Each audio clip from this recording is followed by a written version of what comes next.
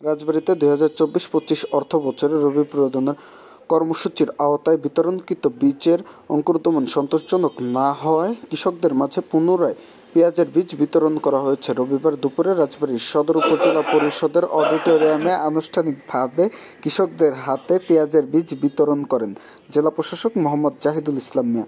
রাজবাড়ী সদর উপজেলা নির্বাহী কর্মকর্তা মার্জিয়া হকের সভাপতিত্বে বক্তৃতা করেন রাজবাড়ী কৃষি সম্প্রসারণ অধিদপ্তরের উপপরিচালক ডক্টর মোহাম্মদ শহীদুল ইসলাম, রাজবাড়ী সদর উপজেলা কৃষি অফিসার মোহাম্মদ জনি খান, কৃষক জাকির হোসেন, শমশের শেখ প্রমুখ।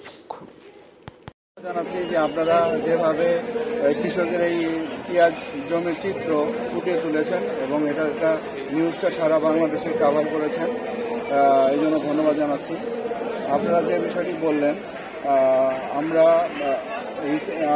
তদন্ত করে দেখেছি যে তাদের যে জমির এখন যে টাইম, সেই টাইমে হলেও তারা এই এখন পেঁয়াজ বীজ বপন করলে সেই ক্ষতি তারা পুষিয়ে উঠতে পারবে। এটি অবশ্য আমাকে যখন পেঁয়াজ বীজ দেওয়া হয় তখন সচিব স্যার জিজ্ঞেস করেছিলেন যে এই সময়ের মধ্যে কাভার হবে কিনা। তো আমরা তখন এটি আবার রিচেক করে দেখেছি যে এই সময়ের মধ্যে তারা পেঁয়াজ বীজ যদি আজকেই বপন করে এবং এই সপ্তাহে বপন করলে এই ক্ষতি তারা পুষিয়ে উঠতে পারবে এবং এরপরেও যদি তাদের আর কোনো সমস্যা হয় আমরা তাদের পাশে আছি, আমরা সহায়তা করব। আমাদের উপসহকারী কৃষি অফিসার আমাদের বসির ভাই আমাদের মাঠ করবেই, ওনার কাছে আমরা জানানোর পরে যে আমি কৃষি আমাকে চালাইনি, উনি এসে দেখে মাঠে যা তদন্ত করে ভিডিও করে নিয়ে আসেন।